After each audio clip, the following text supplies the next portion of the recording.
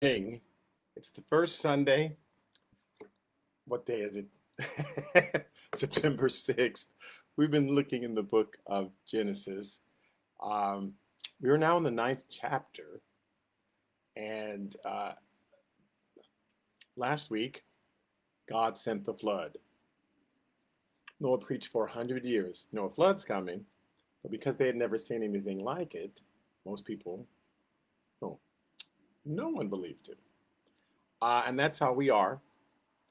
When we haven't seen anything like it and someone says, oh, something's coming, you go, psst, I don't believe that, because that's how we are. Oh, it won't be that bad. It's going to be bad. It's going to be really bad. And that's just how we are. How bad is it? It's not going to be that bad. Okay, so the flood came, and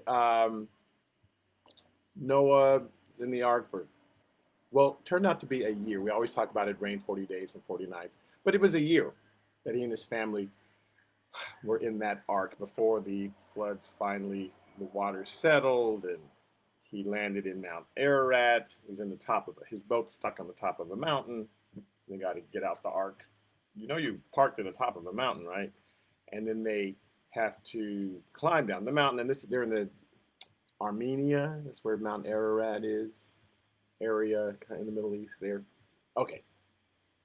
So we're in Genesis chapter 9 now. That all happened in 6, 7, and 8. Beginning with verse 1.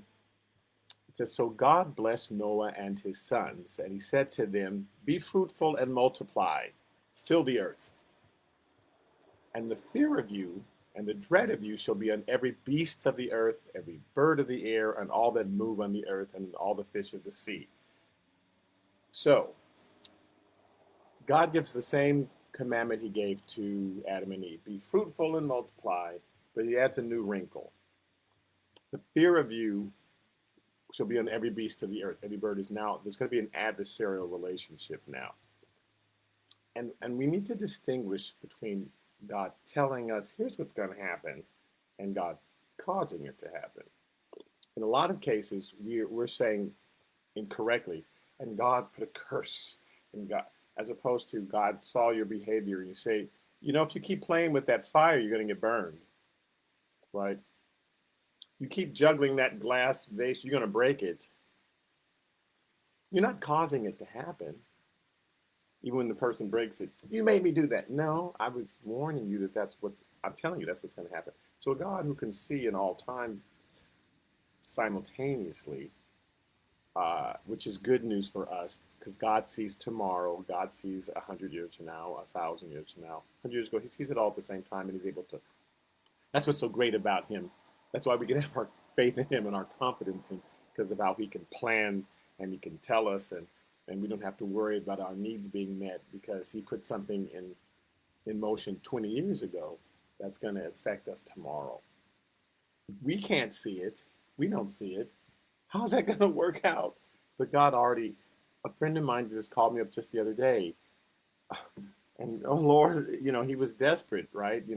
But he called with the praise report because God had blessed somebody else a year ago. And because they had had such a great year, God spoke to that person's heart and said, here, why don't you call up so-and-so and share your blessing with him? And so God blessed somebody else last year and saw that the need, because this guy needed something. Well, he needed it yesterday. But God knows in advance. So God's got things in motion. That's why he's worthy of our praise. Okay. So it's the same thing with these. Well, here's what changed with the animals, because he's saying now the animals you're going to have an adversarial relationship with them. He says everything that moves on the earth, all the fish of the sea, because they're given into your hand now. So as a result of the flood, here's the change. Before the flood, the earth is watered from below, meaning the waters underneath the ground. When they would come to the surface, they were full of rich soil and nutrients, right? And the plants and the herbs that people were eating were so rich and so full, they did not need meat. They did not need protein. They didn't need it. Uh, that's no longer, the rain's now just coming from above. and the water is not full of nutrients like it was. And so so he says you're going to start eating meat now. That's what's going to happen. You're going to start eating meat, and it's okay, but it's going to cause an adversarial relationship between you and the animals. So verse 3 of Genesis chapter 9 says, every moving thing that lives shall be food for you. So this is new. That's not what he told Adam and Eve. The herbs in the garden, I've given you all the fruit. I've given you all the. He says, now, now you can eat the animals, and you're going to. I have given you all things, even as the green herbs. Just like I gave you the green herbs, now I've given you everything. It's all open to you. However, verse 6, but you shall not eat flesh with its life. That is blood. It's blood. So, although you can now eat meat, don't eat the blood of the animal. So we drain the animals of their blood. Now we don't eat the blood. Why? Well, oh, and I'm sorry. There's still the clean animal and the unclean. That still is part of what God is doing. So, but he says you can eat of everything that you want. Just do not eat the blood. Do not eat the blood. Okay, in Leviticus chapter 17, verse 11, it says, for the life of the flesh is in the blood, and I have given it to you, meaning the blood, upon the altar to make atonement for your souls. For it is the blood that makes atonement for the soul. So he's teaching them about blood as far as being an atonement. The blood, I want you to see the blood is special. I want you to treat the blood differently. Don't eat things with blood, because I'm teaching you that blood is for atoning of your sins. Okay? He's also teaching man, in order for you to live, something has to die. And so he's preparing through generations, hundreds of generations, the idea of the blood sacrifice that's coming. He's teaching every generation, so that when Jesus goes to the cross and sheds his blood, people should go, oh, this is what God's been talking about for 8,000 years of history. This is it. So he's teaching every generation about the blood. Okay, because God doesn't just surprise us with anything. God doesn't just shock us with, oh, I forgot about this. He prepares way in advance so that when something happens, we can't go, where did that come from? God's like, I've told them there's that commercial, that Geico commercial, where they say, you never told us about this Geico insurance. He says, I've literally told you 1,000 times. And that is how God is. I have 1,000 times. So that we're without excuse. The Bible has those verses say, oh, you old man, you're without excuse. We're without excuse. We can't say, God never said that the blood was important. Yeah, he did. So he says, I've given it to you. Don't eat the blood. The blood I've given you to use on the altar. Okay, Genesis chapter 9, verse 5. It says, surely for your lifeblood I will demand a reckoning. From the hand of every beast I will require it. From the hand of man, from the hand of every man's brother, I will require the life of man. So he's saying, so here's a new wrinkle I'm putting in. You can't just go around killing people. Killing people is wrong. I will demand a reckoning from if an animal kills man, if another man kills man, if your brother, anybody, there will be a price to pay. Verse 6 of Genesis chapter 9 says, for whoever sheds man's blood, by man his blood shall be shed. Now he's giving us responsibility to, if someone commits murder, then I'm giving you the responsibility of judging that person and dealing with that person. We do that. There's parents, maybe you clean your child's room when they're a baby and 1 year old, 2 years old, 3 years old, 4 years old, 6 years old. But at a certain point you say, now you have to make your own bed. A teacher might do that in class. You're teaching at a certain point. He says, okay, now I want you to get a partner and you guys go over this and you teach each other's assignment. And that's important, to give ownership to other people. So he says this is, and God didn't put a lot of things in this chapter, but murder is like, I want us to be real clear about a couple things. Murder, bad.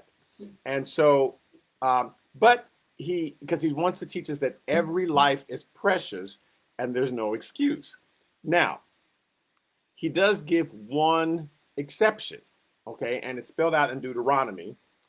Um, and we already, it just makes common sense. In Deuteronomy chapter 19, verse 4 through 5, it says, and in and this is the case of the manslayer. Oh, so I'm sorry, he traded the cities of refuge. You have to, because once he put them into took them from the wilderness into the promised land and gave them all this land, he says, but make sure you have these three cities of refuge in case someone accidentally kills someone.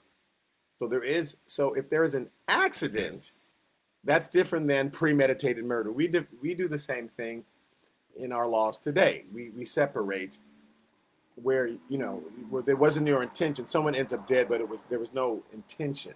We look for the intention in order to really prosecute somebody. You did something that you purposely were trying to kill someone, and we prosecuted differently. And God was saying it the same way. So He created a city of refuge, and allowed certain people to go there. She says, this is the case of the manslayer who flees there to one of these cities of refuge, that he may live. Because, again, man is allowed to prosecute man and exchange a life for life if you murder somebody. That's the only sin where there's a death penalty. So he says, whoever kills his neighbor unintentionally, this is Deuteronomy chapter 19, verse 4 and 5. Whoever kills his neighbor unintentionally, not having hated him in time past, so he gives an example, as when a man goes to the woods with his neighbor to cut timber, and his hand swings a stroke with the axe to cut down the tree, and the head slips from the handle and strikes the neighbor so that he dies. He shall flee to one of these cities and live. So clearly you're chopping wood with your neighbor and the handle flies off and it hits somebody. That's an axe. There was no premeditated murder. You weren't deciding this person, doesn't deserve to live for whatever reason. Purely an accident. He says, you can go to one of the cities of refuge and live. But, verse 11 of Deuteronomy chapter 19, if anyone hates his neighbor, lies in wait for him, rises against him and strikes him mortally so that he dies, and he flees to one of these cities, then the elders of his city shall send and bring him from there and deliver him over to the hand of the avenger of blood, that he may die. So your eye shall not pity him, but you shall put away the guilt of innocent blood from Israel, that it may go well with you. So he's saying every life is precious. Obviously, if there's an accident, that person doesn't deserve to die. But if somebody just for whatever reason decides you don't deserve to live, I'm mad at you, so you don't deserve to live. Somebody who looked like you killed my brother, and you're wearing the same uniform, so I am going to go and decide that you have to die because I'm mad at that person. No, you won't comply, so I have to kill you. You're not listening to me. I'm mad. I'm afraid of you. I'm afraid that you might one day pull out a gun, so I'm gonna kill you. He says none of that. You don't get to decide any of that. You don't get to just kill someone. He's trying to establish to us that life is precious, because that's the one thing we can't give. We can create a couch, but we don't give life. We don't give life, so we don't have the right to take it for no matter reason. You don't get to serve as executioner and judge and jury over somebody else and decide, well, you upset me, or you scared me, or I don't like, and so there's a lot of killing going on that we're justifying. Well, of course that man could kill that person. He was upset, or he was angry, or he didn't agree with him, or he was afraid of him, or he thought that he might do something, and God's saying, no, it's all wrong. You don't have the right to do that. And in fact, that must be punished, he says. Your eye shall not pity that person, but you shall put away the guilt of innocent blood from Israel, that it may go well with you. So a society that begins to tolerate certain types of death, a society that begins to say, well, it's okay if those people die. It's okay. Oh, well, that person died. Well, that's justifiable. He says there's going to be judgment on that society. You have to put that person away and decide, no, all life is sacred. All life deserves to live. And any society that condones any sort of killing it won't go well with that society. So he says, you have to put them from you, Israel, that it may go well with you.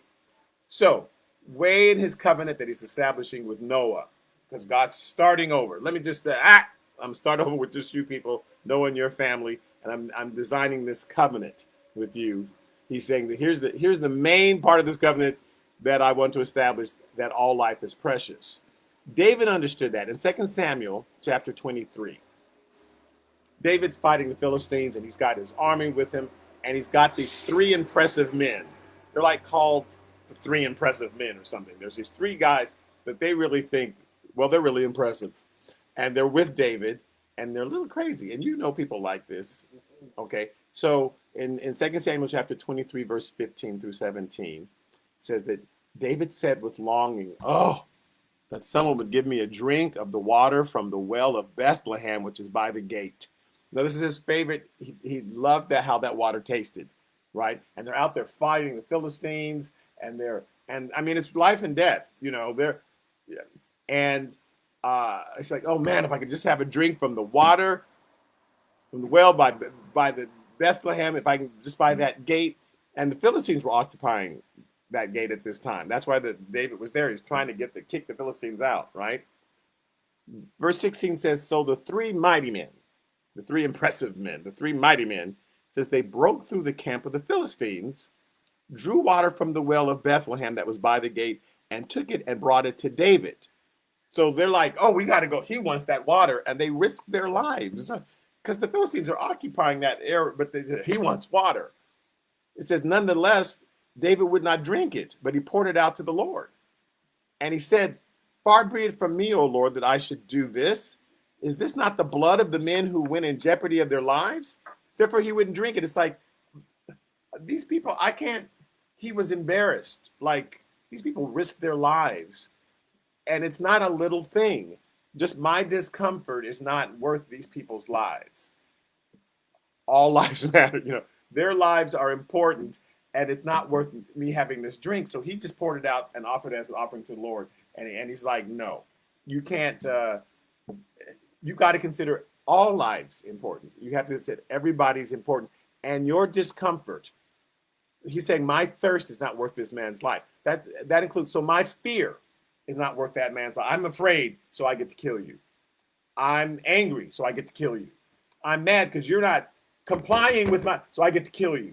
Like, your discomfort, just because you're upset, you're frustrated, you don't get to kill somebody else just because they made you feel a certain way. And David's saying, just because I was thirsty, it's not worth these men's lives. That's crazy, because God is teaching with Noah. All lives are precious. Every life is precious to him. And we don't get to look down on certain people. Oh, you tried coming to this country illegally. So if you die, oh well. Whatever it is, every life, we have to be a society that thinks every life is precious. Even if I don't agree with what you're doing, but that's not worth death. Nothing is worth death. And so that's the main thing he's teaching in this covenant that he's presenting with Noah. So back to Genesis chapter 9. Verse 6, the second part of verse 6, it says, for in the image of God he made man. That's why every life has to be precious, because every life is made in the image of God. He's put a piece of himself, and that's a child of God. Whatever their condition, they could be mentally ill and crazy and dangerous, and well, I shot him, and oh well. It's like, no, we have to consider all lives. All lives important. I don't agree with you. Somebody who looks like you did something bad, so I'm going to come over and kill you because, you're wearing a uniform. No. So we have to consider all lives precious, because every life is made in the image of God. Now, verse 7. And as for you, be fruitful and multiply, bring forth abundantly in the earth and multiply in it. Okay, so I'm skipping to Genesis chapter 9, verse 11. She says, thus I'm establishing my covenant with you. Never again shall all flesh be cut off by the waters of the flood. Never again shall there be a flood to destroy the earth. And that's like, oh, that's good news. He's not going to destroy the earth. That's not what he said. He said, I'm not going to use water to destroy the earth. So you don't have to worry about a flood anymore. People act like God said, you can just do whatever you want. live however you want, do it, and it's okay because there's no punishment anymore. But that's not what he said. Second Peter emphasizes that for us. Second Peter chapter 3 in verse 7, it says, "But the heavens and the earth, which are now preserved by the same word, which are preserved by God's word, are reserved for fire." The fire next time. Yeah, until the day of judgment and perdition of ungodly men. So he's not going to use water, but he will use fire next time. So Genesis chapter 9, verse 12. "And God said, this is the sign of the covenant which I make between me and you and every living creature that is with you for perpetual generation." So this covenant God is making with Noah and his children, and these are the first people. So these are our ancestors. If you're on this earth, you are related to Noah and his 3 sons. And God has made this covenant with every living creature that's on this earth. So he's telling us now that you're either a covenant, if you're a human being on this earth right now, you're either a covenant keeper or a covenant breaker, period. God has made a covenant with every person. Doesn't matter. You don't have to believe in the Bible. God made a covenant with you, and you're keeping it or breaking it, and your life and what happens to you and your eternal judgment is now based on that covenant that God made with Noah, and therefore made it with us, with everybody who's living. So it doesn't matter. And look, there's a law that says you can only drive 50 miles an hour, whatever. And if I drive 100 miles an hour, it doesn't matter whether I knew about that law or not. Ignorance of the law is no excuse. If I get stopped, I'm going to get put in jail and suffer the consequences. I can say, "Oh, I didn't know." And they say, "So what?" It's still been established. And so God has made a covenant with everybody. And so as a person alive today, we're either covenant keepers with God or we're covenant breakers, and we suffer the consequences one way or the other. So verse 13, it says, "I set my rainbow in the cloud, and it shall be for the sign of the covenant between me and the earth." So as long as we see rainbows appearing, that's our sign that God said, "Oh, I made that covenant, by the way. I made it, thousands and thousands of years ago with Noah, but that covenant is with you." So if you're alive and you know how to look up in the sky and you've seen a rainbow in your lifetime, that's a reminder God has a covenant with us, whether you're keeping it or not, whether you're aware of it or not, whether you believe in him or not. He exists, he's real, and our lives are affected by this covenant that God is making with us. 2 Peter chapter 3, verse 10 says, "But the day of the Lord will come as a thief in the night, in which the heavens will pass away with a great noise, and the elements will melt with fervent heat. Both the earth and the works that are in it will be burned up." So God's going to create a new heaven and a new earth. This earth that he says, "I will not flood it." Nope, I'm not going to use water, but I'm going to burn this up. And the works in it. So our works are either going to be wood, hay, and stubble, or they're going to be gold, silver, and precious stones. And it doesn't matter who you are. You don't have to believe in it. You don't have to believe the Bible. You're still going to stand before the great judge, and your works are going to burn up. And so either what we've done in relation to that covenant will just become ash, or like gold, it'll be purified in the fire and we'll lay it at his feet. But it doesn't matter that you are without excuse, oh man, how we treat one another, how we live. We're all affected by this covenant. Verse 11 says, "Therefore, since all these things will be dissolved, what manner of persons ought you to be in holy conduct and godliness?" Since you know this is going to be happening, since this is going to be the end result, how are you going to act? What are you going to do? Because it's unavoidable. It will be the fire next time. So will the fire be your friend or your enemy? In Malachi, verse 4, 1 and 3, it says, "For behold, the day is coming." Malachi chapter 4, verses 1 through 3. "For behold, the day is coming, burning like an oven, and all the proud, yes, all who do wickedly will be stubble. And the day which is coming shall burn them up, says the Lord of hosts, that will leave them neither root nor branch. But to you who fear my name, the Son of Righteousness shall arise with healing in his wings, and you shall go out and grow like the stall-fed calves." So again, we're either covenant keepers or covenant breakers. Either what you do, we're gonna burn up, or when the Son of Righteousness comes. Now the sun is hot, so if you don't like how hot it is, then you need to change your attitude, because the sun is either this healing thing. You know, we like when the sun comes out. Oh, the sun feels so good. So it's either going to be your friend or the sun's going to burn you up. But the sun is coming. So it's either going to be the sun of righteousness with healing in its wings for those who are covenant keepers, or it's going to be a sun that burns like a fire for those who are covenant breakers. But he's telling everyone, I'm making this covenant with everyone, with all Moses, Noah, you and your every generation, and we are all, if you're on this earth, you're related to Noah. And next week we're going to discuss those three sons of Noah and which peoples belong to which sons and how they migrated and what happened because of that. But let's look here at this incident that happened right when they got off the boat.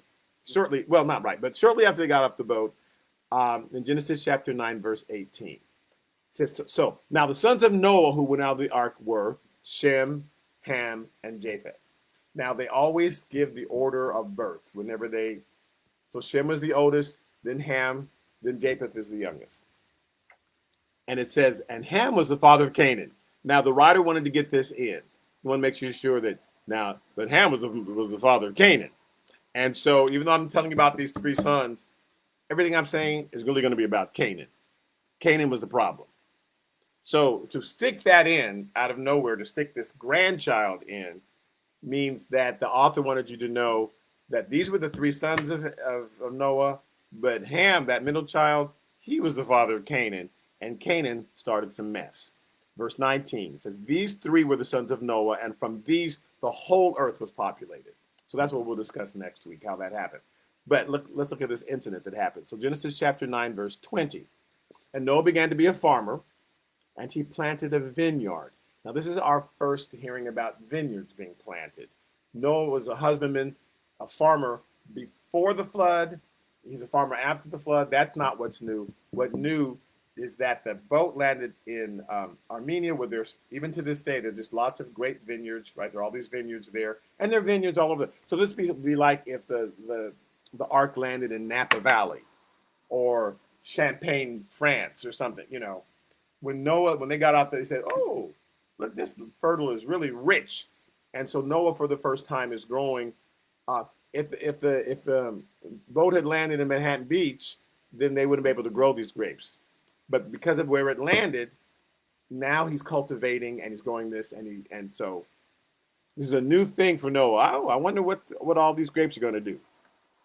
Verse 21. Then he drank of the wine and was drunk and became uncovered in his tent. So he got drunk. This is the first time all this wine and stuff is mentioned in the Bible. So whether Noah knew it or not, he didn't oh, okay, look what's happening here. Now, we're going to study these verses because it's really interesting.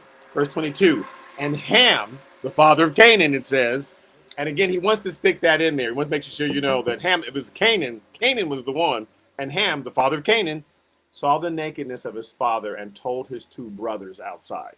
So he saw the nakedness. The verbiage here is like he really looked at it, like, ooh. And then he told his brother, he's naked. But it was more to it in the way this is described. And he told his brothers in a mocking way, right? It's two brothers outside. Now, Habakkuk 2:15. Habakkuk chapter 2, verse 15 says, woe to him who gives drink to his neighbor, pressing him to your bottle, even to make him drunk, that you may look on his nakedness. I didn't know that was a thing. But Habakkuk says, you need to stop it. If the whole point is that you're getting him naked just so you can look on his nakedness, quit it. Okay, so I guess that's a thing. So don't do it.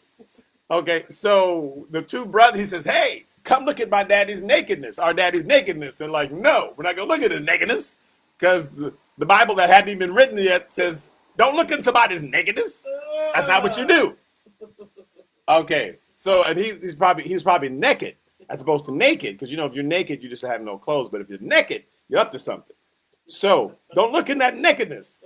Okay, so Genesis chapter 9, verse 23 says, but Shem and Japheth took a garment and they laid it on both their shoulders, and they went backwards and they covered the nakedness of their father. They walked in backwards. It says their faces were turned away and they did not see their father's nakedness. They didn't want to look at it and said, no, I'm not going to look. Even though you want me to go and look, I'm not going to look. Now, this is so interesting how the next part is worded. So verse 24 says, so Noah awoke from his wine and knew what his younger son had done to him. So first I want to say, if, for example, I was asleep and my wife had come in and out of the room to do a few things, when I woke up, I wouldn't know that. The only way I'd known, like if my covers were suddenly, if I woke up and there was no covers on the bed because he was doing laundry or something like that, then I'd know. So it's interesting that when Noah woke, he knew what had happened.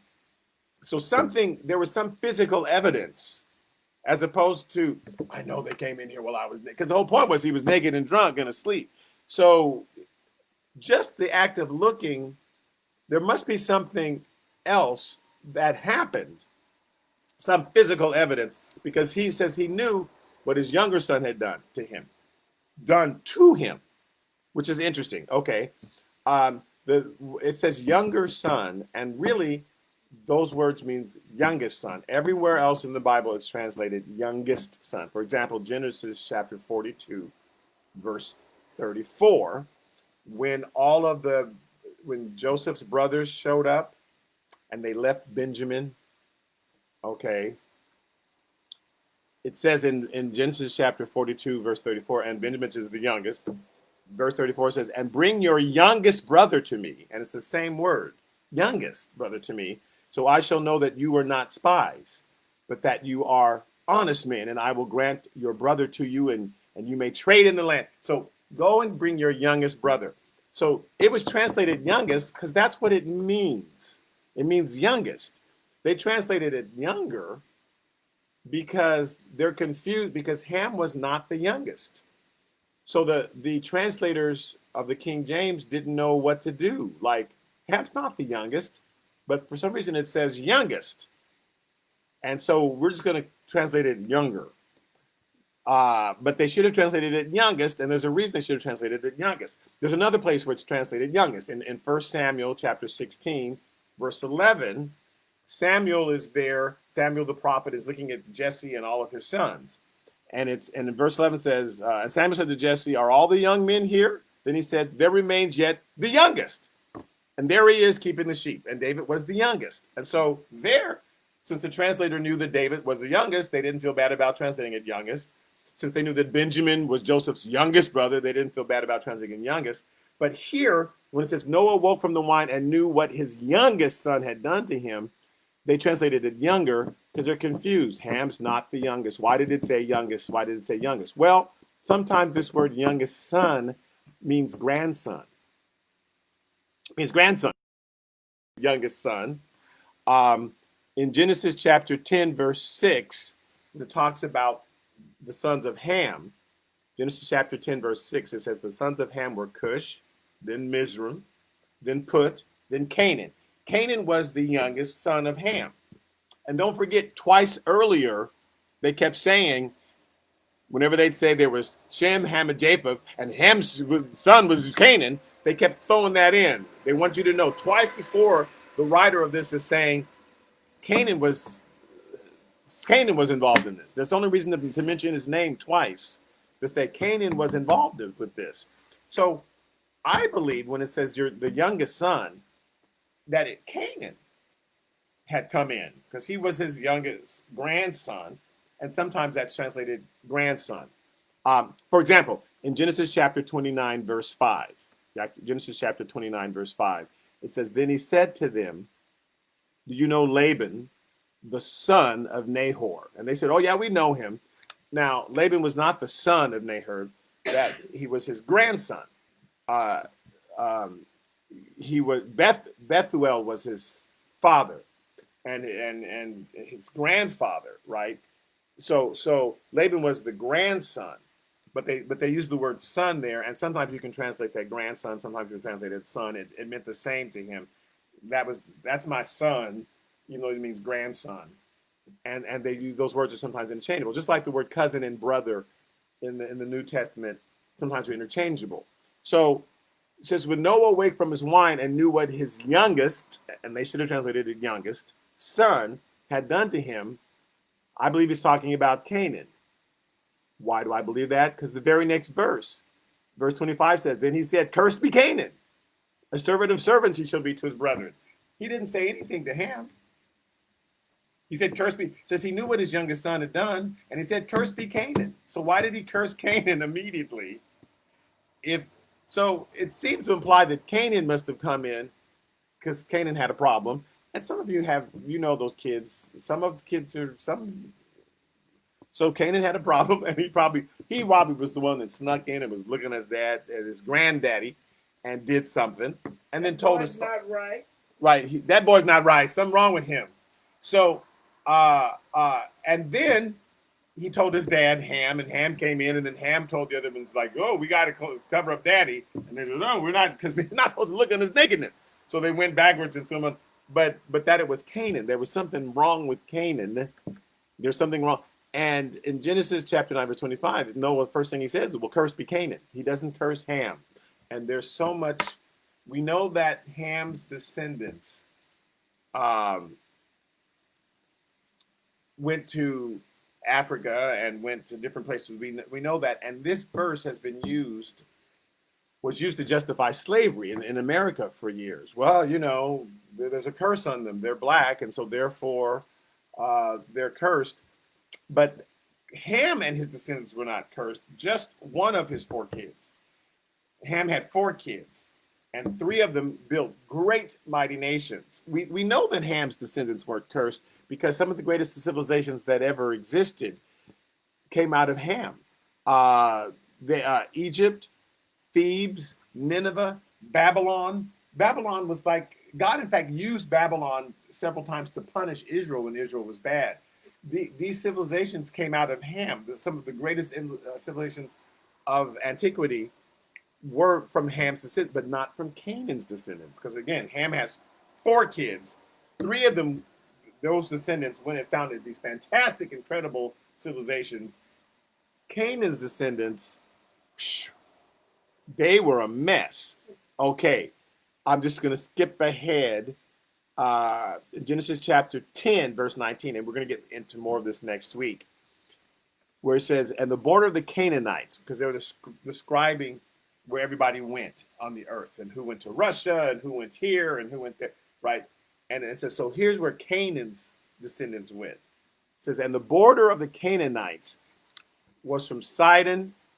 Now, you remember, you don't remember, I keep saying this, like, well, you remember, but Jesus talked about Tyre and Sidon and the judgment that had come on them. He says, boy, if Tyre and Sidon, those 2 cities, had seen what you're seeing, well, they would have repented, and judgment wouldn't even come on them. But some horrible thing happened to Tyre and Sidon, and all of the Amorites and the Jebusites and all those people that once the children of Israel came out of Egypt and they went into Canaan land, they killed all those people. God told them to. And in fact, it's the descendants of Canaan are the only peoples that no longer exist. All, you know, there's still Egyptians to this day. There's still Iraqi. That's where we get Babylon and stuff. There are still Russians to this day. There's still Irish. There's still Jews to this day. But Canaan's descendants, that group, they were wiped off the face of the earth. But he says, so here's their border of Canaan land. It goes from Sidon, which we know was judged, to Gerar as far as Gaza. Okay, and they were cleared out of Gaza. Okay, then you shall go towards Sodom and Gomorrah. And so these are Canaan's descendants. And apparently Canaan and his family line had a problem. All the way to Sodom and Gomorrah, which were destroyed. So there are no more, I wouldn't say there are no more Sodomites, but there are. But there are no more people from Sodom. There's no more people from Gomorrah. Those are civilizations that were cities that were just destroyed totally. And when he says, cursed be Canaan, they're not pronouncing a curse on, God's not cursing them as much as saying what's going to happen. They're cursed because Canaan has a problem, and his descendants are going to have a problem. All the way up to Sodom and Gomorrah and beyond, they're going to have a problem. When we talk about some in the Bible, some of the worst worships of Baal and all these, you know, the idols that had 25 breasts and all this stuff, and the most sexual sins come from the Canaanites in the Bible. His descendants. Whenever there's some um, civilization, some city that was judged, and God sent the Israelites in, you need to destroy all of them. Or even when the Israelites were tempted into horrible sin, it was always the Canaanites who were doing the worst sexual sinning. And so Noah wakes up, it says, and he looked and saw what his youngest son had done to him, but it wasn't Ham. Ham's not the youngest son. But so I think it meant grandson had done to him. He said, cursed be Canaan. He's going to be cursed. And he's going to be a servant of servants. He'll be to his brother. He's never going to really rise. And so Canaan and his descendants never really, they ended up serving everybody else. He says in chapter 9, verse 26, and he said, blessed be the Lord, the God of Shem, and Canaan's going to be his servant. And may God enlarge Japheth, and he may dwell in the tents of Shem, and Canaan's going to be his servant. And that's true. If you follow, they were always conquered. Canaan's people were always conquered and ended up serving all these other people. But there's a curse on the Canaanites. The Canaanites never went to Africa. They're not Africans. Those come from Cush and the other brothers, his brothers. They never went to the middle. There's places that they never went. There was not a curse on the people that we have been telling everybody for years there was a curse on. There's only a curse on, and they stayed in a specific area, and it tells us their borders went from Sidon to Sodom and Gomorrah. And that's the little area that they were contained in. And when the children of Israel came out of Egypt, God systematically, those people were destroyed. So there's a curse on them. So clearly, again, it's not Ham. Ham's people were blessed and built the biggest civilizations. We're going to talk about them next week. The Tower of Babel even came out of, if you talk about just people who ruled the earth, Ham's people ruled the earth. Those earliest civilizations that were so huge, those were all Ham's people, except for his one son, Canaan, who had a problem and would like to look at people's nakedness. And so there was a curse that went on them. Okay, but Noah's describing the curse as opposed to, he's not able to curse someone. God can just look ahead and say, there's going to be trouble because you're just like your daddy, and your daddy's going to teach that to that child, and your child's going to teach it to the grandson and all the way down the line. Because you're just going to be people who are covenant breakers. If you would become covenant keepers, then God's able to come in and correct. God's able, for covenant keepers, God can come in, and for anybody who's saying, Lord, change me, fix me, deal with me, I want to be, he can come in and correct. It doesn't matter what your father did, your grandfather did, your great-grand, doesn't matter what's been passed down. For 1,000 generations, he can correct all of that. But for people who are covenant breakers, there is a curse on them because they're just going to teach covenant breaking to their kids and to their children's children and the children's children. So they just learn to hate God. They learned to curse God. And so bad things continue to fall on them for generations. And it's not even God cursing them as much as God describing, here's the result of your behavior. Here's what's going to happen to you. You're just going to be lawless and teach lawlessness to your children and their children and their children. And you're going to teach them to be covenant breakers. So God is establishing a covenant with everyone on this earth. And we're either covenant keepers or you're covenant breakers. There's just two types of people on this earth. Verse 28. And Noah lived after the flood 350 years. So all the days of Noah were 950 years altogether, and he died. So again, Noah began preaching and building that ark when he was 500. The flood came when he was 600. 100 years later, people had 100 years to repent, 100 years to look up at that ark and go, I wonder if that means something. But instead, they scoffed and said, oh, please, I've never seen an ark before. I've never seen rain before. I've never seen a pandemic before. So it's not real. But just because we haven't seen it before, just because there's something that's happened that we haven't seen, doesn't mean we should scoff at it. We should heed warnings. Warnings come so that we'll listen. But a lot of times when warnings come, we go, that's made up. And then we can't complain later when we're devastated by something because God sent warnings. But we're the type of people, if we don't see it, if we hadn't heard of it before, we don't believe it. It's not real. And so they didn't believe Noah because they hadn't seen rain before. No one said, well, maybe. They said, no. Rain, that's a hoax. Rain, that's a hoax. That doesn't mean that. And yet, it was real. So they had 100 years of preparation. And that when he was 600 years old, that's when the rain came. After that, he lived another 250 years, and then he died. And so, but God established a covenant with Noah and with his sons, and we are all from those three families. If you're on the face of the earth, God has established a covenant with us, and he every time we see a rainbow, that's a reminder of that covenant that he established with us. And again, will you be a covenant keeper or a covenant breaker? Okay, so uh, that's all for today. I'm going to see a lot of you next week, I hope. Well, actually, I'm not going to again see any of you, but hopefully, but you'll be seeing me. Bless your hearts. And you can also tune in on Wednesday night Bible study at 7 o'clock. And we've put a communion service for those of you who are interested in taking communion. Um, I have it on my timeline. It's on the Good Shepherd MBCLA Facebook page. It's also on Pastor Gim's Facebook page. If you would like to, there's a communion service that was done. It was just the pastor and a couple deacons. No one else was in the church. But he leads us through communion. And so if you wanted to prepare grape juice at home, or if you have wine at home, or if you just want to use orange juice, whatever you're doing, it's not really the blood. It's not really the bread.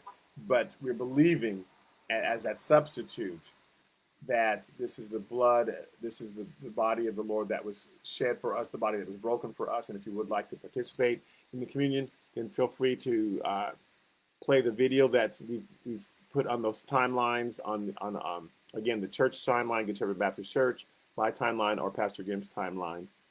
And you can join in with communion with your family there in your home. And for everyone else, I'll see you either next week or on Wednesday. Thank you so much for tuning in, and God bless.